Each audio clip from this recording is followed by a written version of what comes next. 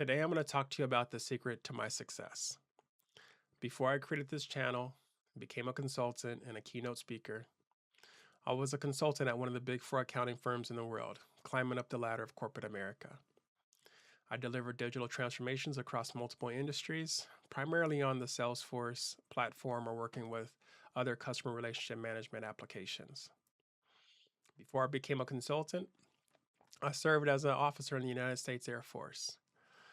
I graduated from the United States Air Force Academy with a Bachelor's of Science in Military Strategy, and I graduated from the University of Maryland with a master's degree in business administration. Before I went to school at the Air Force Academy, I served as an aircraft mechanic in the United States Air Force at Travis Air Force Base, California. I was a mechanic on the KC-10A extender, and I deployed twice, once for Operation Enduring Freedom and once for Operation Iraqi Freedom. I grew up right here in Southern California in the San Fernando Valley. I graduated from Selmar High Math Science Technology Magnet, and I have quite a large family. I have 5 brothers and 2 sisters, and so many nieces and nephews and cousins, primarily in California, but also all over the world. I believe that my success today and where I am at in my life today is primarily attributed to the decisions that I made right after high school. When I graduated from a school that was predominantly Hispanic, and there's been times when I felt like a minority in the school that I was going to, that I graduated from. I felt very fortunate because all of my brothers and sisters essentially went to the same school. So many of the folks that were working in the school administration and teaching the classes, they knew my family. They kind of knew our morals, they knew our character, they knew my parents. And so I didn't feel like I was a stranger in school, even though I felt like I was a minority. After I graduated from high school, it was the expectation for me to go to college. My mom's, who she was an award-winning elementary school educator, she really pushed education and the importance of education on all of her children. And so all of us were expected to continue our education after we finished high school. My mom, she worked in Bakersfield as a child. That's where she grew up, but she ended up working her way through college, and she earned multiple degrees in her pursuit to a teaching career. My pops was an aircraft engineer, and he also stressed going to school and doing our homework and studying and getting good grades. And he had a successful career designing various parts of on different airplanes. Um, when I graduated from high school, I knew I wanted to go to college because that's what my family expectation was, and that's what my view of being a good boy was. I also knew that I felt like my impact or the things that I wanted to do in the world were much bigger than just going to college. Originally, I considered going into an accounting program, and I selected to go to Los Angeles Mission College, and I started getting my prerequisites or my core classes out of the way. And I believe I was like halfway through the first semester, halfway through the fall semester, when I remember, just like it was yesterday, I was sitting in this algebra class, and I looked around. I was sitting closer to the front row, and I had just finished the homework, and I just turned it in, and we had just gotten done with a quiz. And I knew I did well on the quiz. I think I got like a B plus or an A. And as I was looking around at my fellow students and my fellow classmates, I started thinking about my life and how my life was going to turn out if I continued the course that I was on. In many ways, going to Mission College was my version of playing it safe. Um, I had told people that I wanted to own a business. I had told people that I wanted to go into accounting. I told people that I wanted to do something big in this world. I had studied John F. Kennedy and Martin Luther King, and I had studied Nelson Mandela. I studied George Washington. I studied so many people in history, and I had viewed myself as someone who was going to move humanity or move society forward. I had seen problems in society. I had seen problems with respect to ethnicity and race relations. I had seen problems with respect to the economy, and I wanted to solve those problems, but I knew that when I graduated from high school, I needed to get a job. And I needed to make sure that the job that I got or the career that I went into paid the bills. And so I decided to go to Mission College or a community college because I knew that I was going to be able to afford the tuition while working my part-time job. I had a part-time job at the time. So as I was sitting in this algebra class and I was thinking about the work that I was doing, and I felt like it was mostly busy work because the majority of the classes, the majority of the material that I was doing was actually things that I had already learned in high school. I'd gotten all the way up to math analysis and calculus in high school. And I was sitting there thinking, and I was like, okay, so I have a couple of decisions to make. I can either continue this community college education and finish wrapping up my core classes and then transfer to a university like CSUN or UCLA or USC, or I can do something else. I thought about just going to work full time and building up my career by just getting a lot of experience in a particular company and in a particular industry. I thought about like going into the trades and working my way up to become a general contractor. I thought about serving in the government, so like becoming a police officer or a fireman or working at some government agency and working my way up and becoming someone big in a government agency. And as I was sitting in algebra class and I was considering all of my options, I felt very vexed in my soul. Um, I felt very restless. I was a little bit frustrated that it felt like everything that I wanted to do in life needed 5, 10, 15 years to do. I felt intelligent. I felt smart. I felt sharp. I felt strong. I felt like I was ready to make a difference. My confidence was on 10, but the opportunities that I had to influence the way that I was living or improve my quality of life, those opportunities were not on 10. I didn't have much opportunities, I felt, to change my situation.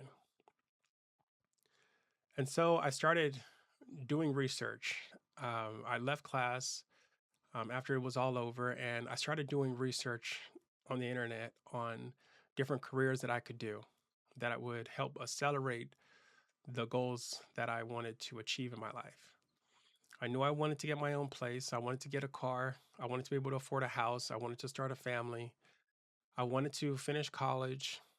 I wanted to do something that could not just help myself and my family and my community, but I wanted to do something in society that would contribute to moving society or moving humanity forward. I wanted to do something big. I wanted to be a part of something that was much bigger than myself.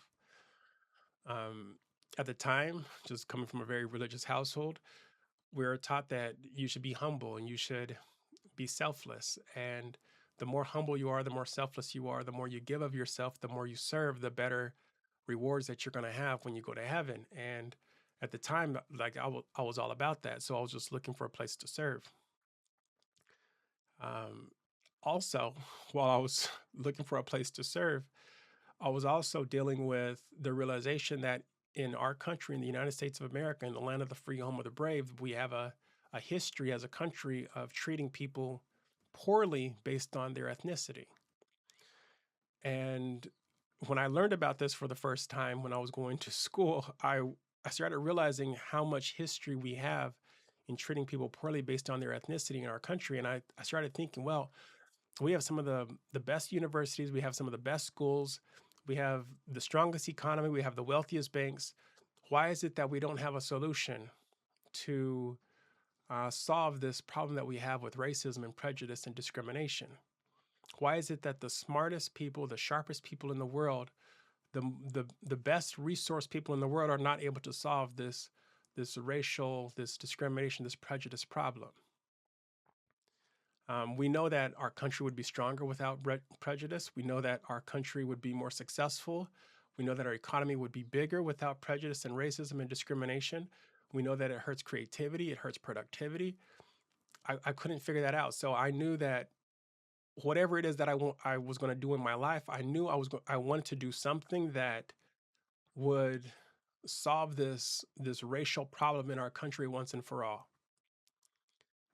whether it's something that we do with how we deal with each other, or how we work together. I wanted to be the type of person. I wanted to have the type of career that could solve these problems like this. And by solving a problem like this, I would feel that my work or my life would have meaning. If I can make it easier for other people, if I can make the world better for other people that come after me, for future generations, then my life would have the meaning that I wanted to have. And all the stress, all the pain, all the challenges that I endure and that I experience would all be worth it. And so I continued to research. I researched careers. I thought about first about being a police officer. Police officers have a very interesting place in our society because, in some instances, if you are doing crime or if you are a victim of crime, you're going to interact very frequently with members of law enforcement, with a police officer. And if you're a good police officer, you can make sure that the people in your community stay safe, and you can make sure that other people in other communities are also safe. So I thought, maybe if I become a police officer, maybe if I become a detective, maybe if I become a police captain, maybe if I go into law enforcement, I can contribute to that part of society that is unfairly arresting or committing brutality against people based on their ethnicity. Essentially, I could solve the problem by working from within. I was only 18 at the time, and some of you already know that if you want to be a police officer, you need to be 21 years old. So it was going to take a couple of years just to apply to become a police officer. So I thought about being a fireman. I was like, what's the next best thing? Putting out fires and being there on people's worst day. I thought that was also a very interesting career. And I thought about being a fireman, but also as a fireman, if you know anything about being a fireman in Los Angeles, California, those are high demand careers, and it is very difficult to get in to the fireman program. But once you're in, you're in.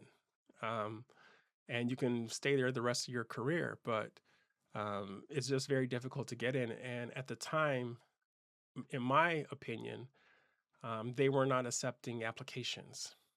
They were not accepting people like me. I was like an 18-year-old kid, and I'm not sure what age you have to be. But at the time, I didn't qualify for some reason.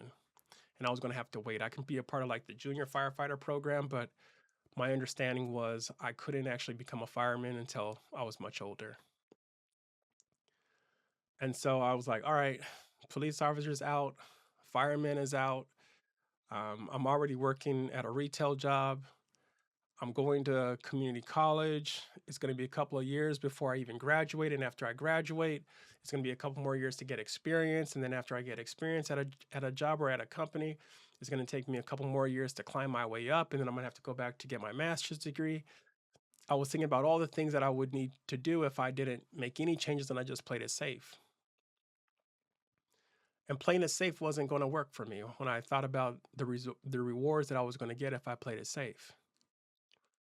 And one day when I was at work, something had happened. I will get into it in another video, but one day when I was at work, my older brother crossed my mind. He had joined the United States Marine Corps, and he had went off to become a Marine. And around that time, he had also got called up to get deployed to the Middle East for Gulf War One. And I remember how my family, my church, the community all rallied around him. And I thought, like, wow, that's incredible. That's amazing. My dad is an aircraft engineer. He took us to air shows. We were very pro-military, pro-America, pro-country, pro-nation family. And I thought that it was just so incredible that my oldest brother was a Marine. I was so proud of him. I was like, wow, it's just amazing. And when you're a kid, your older brother, your oldest brother, especially in a family of eight, with eight children, they're like the person that you look up to the most. Like you just admire, just like, wow, that's amazing. My older brother is a Marine. And so when I was working at the store, the memory of my brother crossed my mind.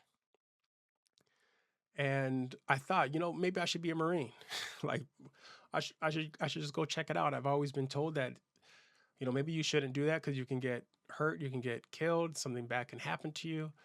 Um, but I was like, I might as well try it out. I might as well go, let's just ask questions. Let's just do the research. Let's consider joining the military. And I'll never forget, I thought about it on my lunch break, and then I made up my mind that as soon as possible, I was going to go down to the recruiter station. And the next shift that I had like a morning shift. And in the morning shift, I was going to work all in the morning and I was going to be off in the afternoon. And so after my shift in the afternoon, I got off work and I went over to the recruiting station over there in Chatsworth. It was like Northridge Chatsworth area. And I remember walking into the recruiter station, and when I walked in, before I walked in, I sat in the parking in the I sat in the parking lot, and I was watching people walk into the recruiting station. And as I was watching people, I was just looking at the type of people that were walking in and just trying to like measure myself up. Like, are you ready for this? Are you sure? I was just like getting my courage, my confidence up. And I walked in, and as I was walking in through the door, I saw that like all of the branches of the military were there.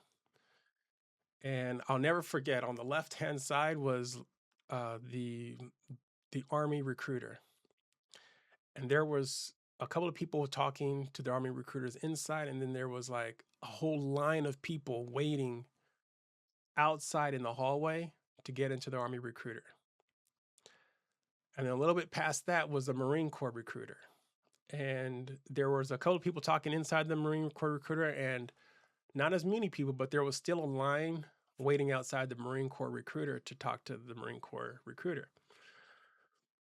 And then on the right hand side was the Navy recruiter. And there was a few people talking to the Navy recruiter inside, and there was like 2 or 3 people standing outside waiting to get in. And a little bit past the Navy recruiter on the right hand side, I remember the Coast Guard recruiter. And the Coast Guard recruiter, there was nobody in there.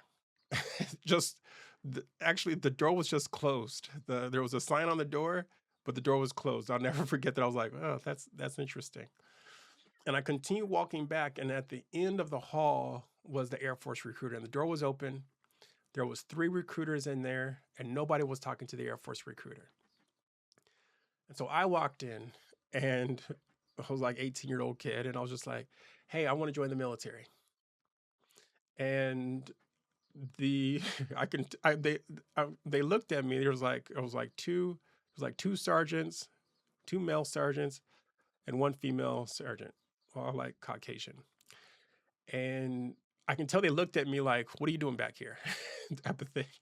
Because nobody was coming in. They had no recruits. And I remember them looking at each other like for that split second, like, who's going to take this? Who's going to take this guy? And I'll never forget, like, you're like, hey, Sergeant so-and-so, can you help him out? And the person that ended up helping me out was the guy. And the guy was like, hey, so what do you want to do? He stood up like, what do you want to do? And I was like, well, I want to join the military. I want to join. My dad's an aircraft engineer. We went to air shows. I'm interested in joining the military, and I think the Air Force is really good. I want to be a pilot one day. And I understand I can't be a pilot until I become an officer, but I'm interested in seeing what the Air Force has, and any slots that the Air Force has. And the recruiter like talked me through just normal recruiter thing. Like, they asked me the questions like, are you sure? Or what are you interested in? Well, we can't make you a pilot, but have you considered becoming an aircraft mechanic? And I was like, yeah, I have no problem working on planes. They're like, have you taken the ASVAB? They gave me all the things, right? And like halfway through the conversation, they found out how serious I was. And he eventually passed me off to who my recruiter was actually going to be. I'm not going to say their name, but it was the female sergeant. And when I started talking to the female sergeant, she asked me some of the similar questions, but then she asked me about my timeline. And I said, if this works out well, I'd like to get into the military as soon as possible. And she's like, well, it could be 6 weeks. It could be a month. I was like, no, I want to be in like next week. And I'm laughing right now because I'm just like, how crazy of an idea that was. But this was in April of 2001, before 9/11, before all that stuff. And I started talking to her, and she was like, "Hey, look, I'm not sure if I can get you in by next week, but we'll try. We'll try to do it as soon as possible. You have a job here that you potentially can get into, but I need to get you to take the ASVAB. I need to take you down to MEPS. You got to get your physical checked, and then we also have to ship you off to basic. But we can't do any of those things if we don't have all of this paperwork filled out, and we are going to need your social, all your family's information. We're going to need all this other information." And she handed me like this document, and I was just like, "What? Well, how much information do you need?" I just thought all you needed was my name, my social, and let's just go off to the races. She's like, "No, I need your mothers, your fathers, your brothers, your sisters. I need all of their information." And I was just like, that's a big ask. I have a big family. She's like, "How big?" And I said, "I have 5 brothers and 2 sisters and 2 parents, and they're all at home. And I'm trying to do this like undercover. So I don't want to tell anybody what I'm doing." She said, "Well, we can't do the paperwork unless you get all that information." And I was like, "Well, this is the Air Force. I'll try the Army, I'll try the Marines, I'll try the Navy. Maybe they'll have like different requirements." But she assured me that all the military services are gonna ask you to do this. And so I was like, "All right, fine, bet, let's do it." I said, "When can I get in if I give you all this information?" She said, "If you come back tomorrow with all of the information, I'll start working on your paperwork. I'll also schedule a MEPS a MEPS visit, and you'll take the ASVAB. We get you into the ASVAB, not tomorrow, but the next day, the following day after tomorrow, at their next session. If you do well on the ASVAB, we can start the in processing and your physical next week. And within 2 to 3 weeks, probably realistically about 3 weeks, you'll be able to be shipped off to basic." I was like, "That sounds amazing. That's great. Let's do it. I'm ready to drop my 2 weeks notice. I'm ready to go." All of the deliberation that I've had to do up until that point, trying to figure out what I'm going to do, how I'm going to do it, what impact I'm going to make on the world. Joining the United States Air Force and joining the military was going to be my ticket. It was going to be my thing that was going to allow me to accelerate the progress that I wanted to make toward my personal and professional goals. It was going to allow me to live where I wanted to live. It was going to allow me to be self-sufficient. It was going to allow me to save up money to go to college. It was going to allow me to work on my education. It was going to allow me to get work experience. I was going to be able to learn leadership skills. Um, and I was going to be able to interact with different people in all different types of settings. And I was also going to be able to travel and deploy, like culturally, emotionally, mentally, spiritually. All of those things that I wanted to work on, I was going to be able to work on just by joining the United States Air Force. And this isn't a commercial for them. I'm just explaining my point of view of why I decided to join. And the what I did as soon as I went home was I snuck. I kind of snuck it. I was as quiet as possible. I got all the information. I wrote all the information that I needed down, like all my brothers and sisters' birthdays and socials and the address and all the things that I needed to get. I collected all that information. The next day, I turned it all in, and when I turned it all in, the recruiter did exactly what she said that she was going to do. I went down there, took my ASVAB, went down to MEPS the following week, got my physical taken care of, and within about 3 weeks total, from the time I walked in, by the time I left, I she pretty much did exactly what she said she was going to do, and I got into the role, I got into the job that I wanted to get into, and I was off to basic training. The first time I stayed in a hotel by myself was when I joined the United States Air Force, and I'll never forget this. The hotel that I stayed in at LAX was, in my opinion, it was a luxury hotel. It's called the Sheraton, and at the time I was just like, "This looks like a palace. This is amazing. The Sheraton Hotel is great. If this is what the military is like, I've made an amazing decision." And I remember like going into the reception area and seeing how beautiful the lobby looks. And I had my bag um, that I was getting ready to go to basic training with. And there was this reception for the military. There was the Army, the Marines, the Air Force, the Navy. There was like a table for all of us to check in. And as I was like giving them my name and checking in, other people were checking in at the same time. And the Air Force recruiter handed me my key and was like, "All right, see you later. You're done. Like, go to your room. Be down here by whatever time tomorrow."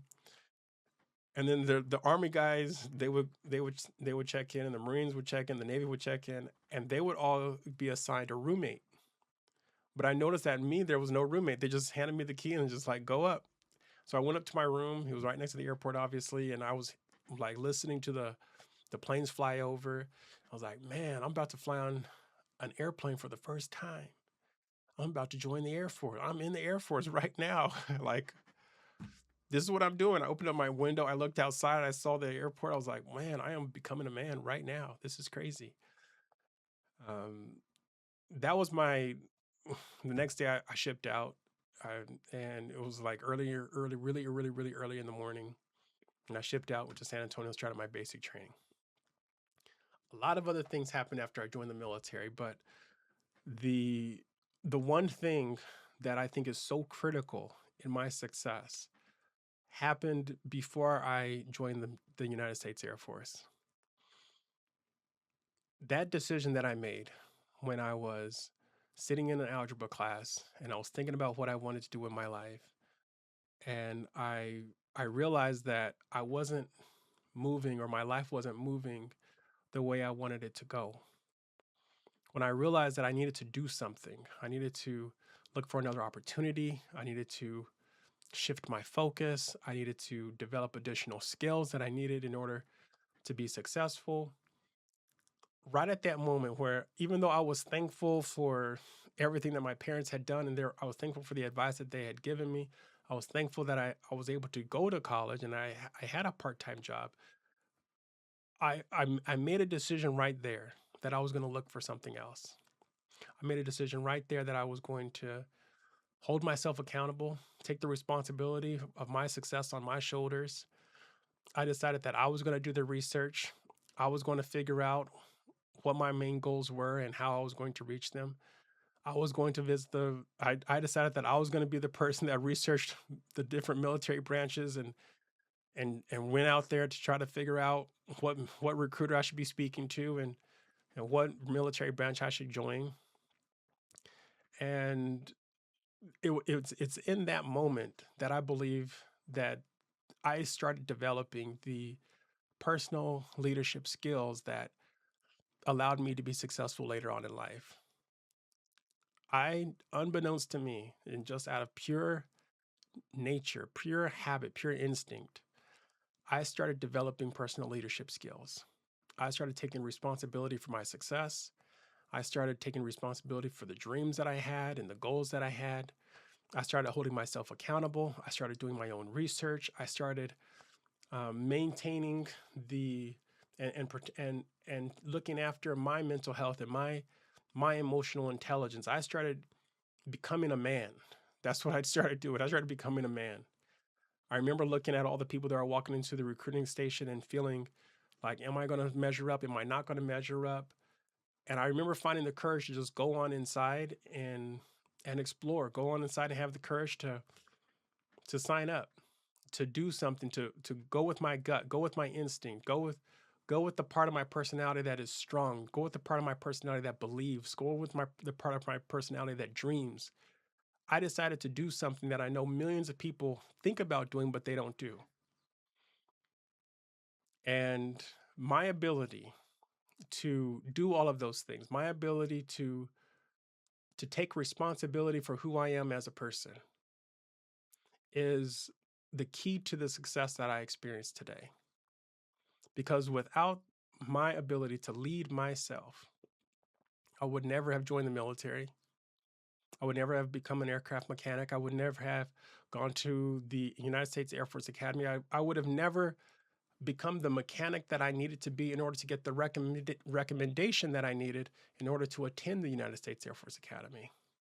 I would never have graduated. I would never have become a commissioned officer. Without my personal leadership skills, I would never have gone to the University of Maryland and earned a master's in business administration.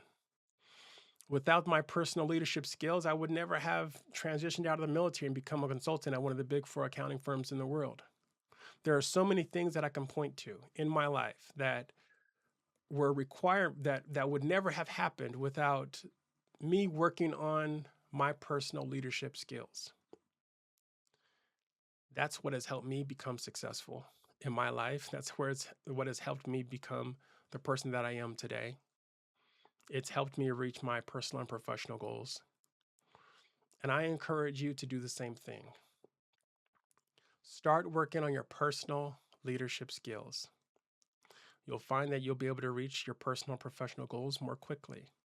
Become a master of yourself.